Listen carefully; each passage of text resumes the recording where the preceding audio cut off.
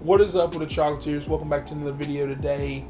And today's review, I am reviewing It Ends With Us, aka the white women's Avengers Endgame equivalent. Now, no racism, just calling it what it is. I was the only black in there. Me and my family were the only blacks in there. We had to stand in the line. There was like, I think the theater can hold like, I think that one could hold like 130, 140 people.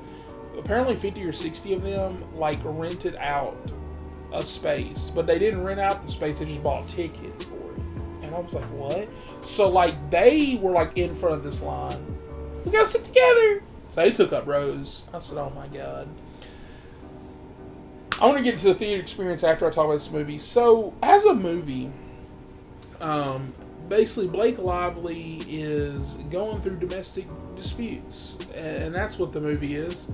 And it's a very serious subject. It happens every day, unfortunately, to women, and actually happened in my life. So I actually know exactly what's going on in this because my father did the same thing. And, you know, I was really sitting here, like, I was backing this movie up. I said, you know what? More power to you. More power to you.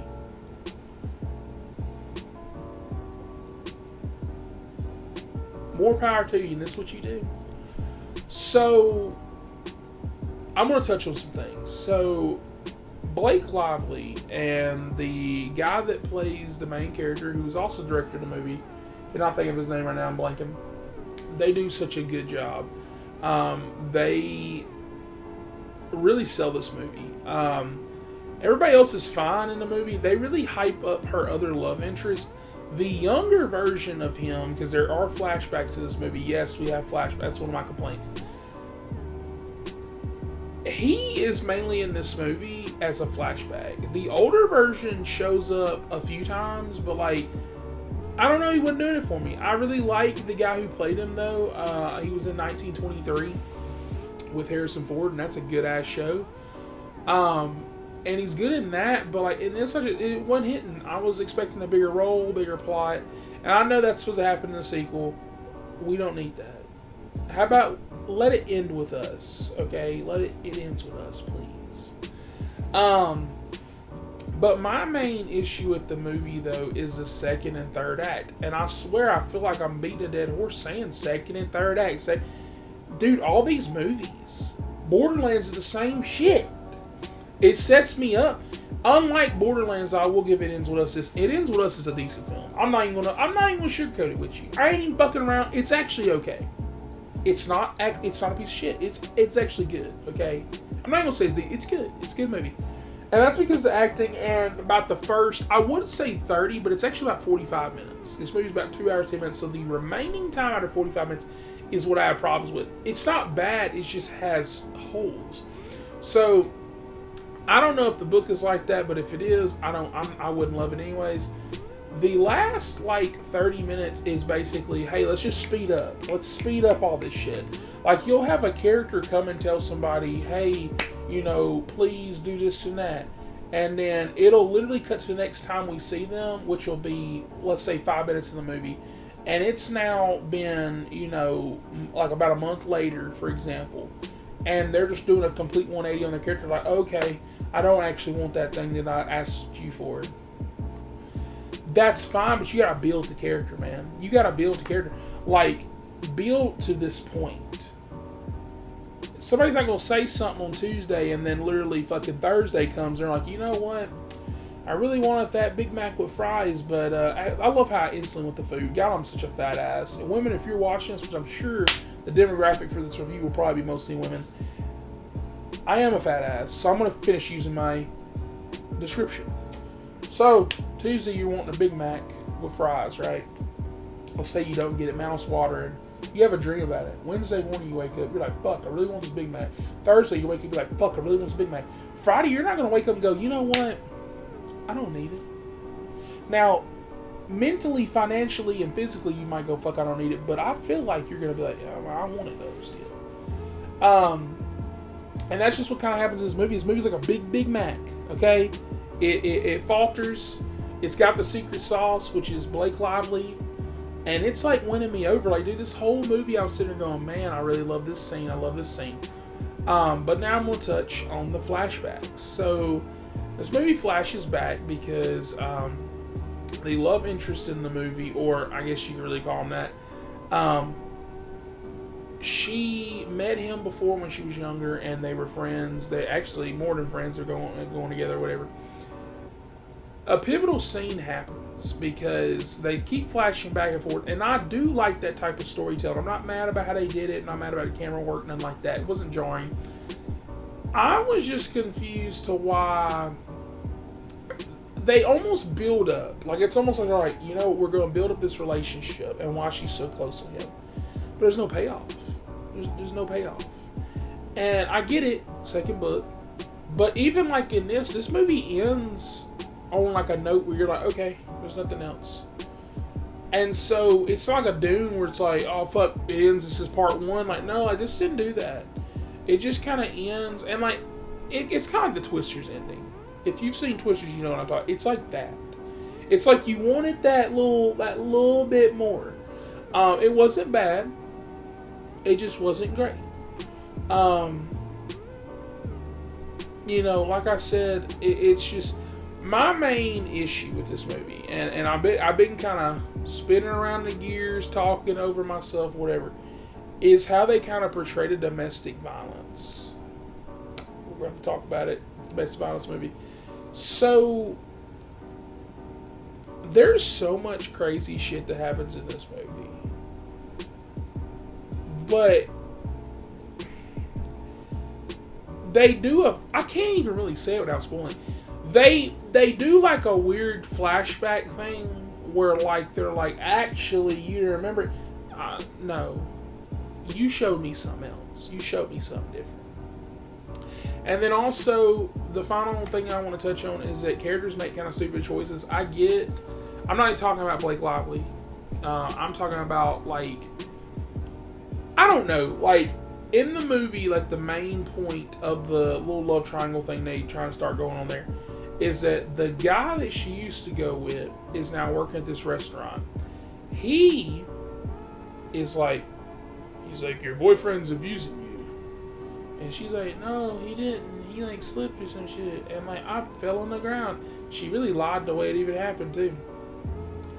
And basically, homeboy's like, let me do something stupid as fuck that could potentially get you into more domestic violence issues. And I just feel like there's so many ways this movie could have went, and they just ended up going in the second act going, let's go cliche as fuck. I think it is hilarious. I'm not mad at it. I'm not going to take all points for it. I just want to point it out. I think it's kind of funny that the abuser is a dark-skinned man. And the savior, I don't want to say it, but I'm like, I was sitting over here, I was like, man, I said, I know why these women are eating this shit up, bro. They're the types that were, when I was sitting by them, they were holding fucking purses. I was like, okay. I said, nice. I said, y'all enjoy y'all Blake Lively fucking movie. And now, before I get my score, I want to touch on my theater experience. These fucking women, literally Blake Lively goes, it ends with us here. I'm telling you, the whole audience was clapping. I started turning around, I said, the fuck? There was more, like, it's not like a Marvel movie where, like, when Andrew Garfield shows up, they have a big-ass pause. They look stupid as fuck on the 4K, by the way, because there's just a big-ass pause when you're watching a movie in your house. You're not clapping. This movie didn't do that, so, like, when they're clapping, I'm missing dialogue. Blake Lively's talking. She's like, it ends with us. Yeah, so this will happen. And then they get done clapping, and she's like, he died. And I'm like, what the who? I missed it. Because of that shit. Like, I get it, be hyped for a movie, but like, dude, y'all gotta get out more. Like, this isn't a fucking stage play. I take my cinema seriously. Like, literally, like, all jokes aside, me joking around about race, whatever, this and that, white women's age, like, all jokes. It's still cinema. And I feel like the way that we're going with streaming stuff, that I feel like cinema is dying. And whether or not that be 50 years, 100 years from now, I might be dead and gone by the time it's like fully like no theaters, whatever. But I do feel like we're getting towards that route, and I'm trying to enjoy what I can enjoy.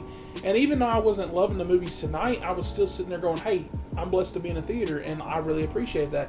And so when people like cause a ruckus and just be stupid, it pisses me off. Like, okay, I get it. You like your little fucking book that you read, okay, that you didn't clearly learn anything fucking from, because they're probably with an asshole 9 times out of 10, these women up in here.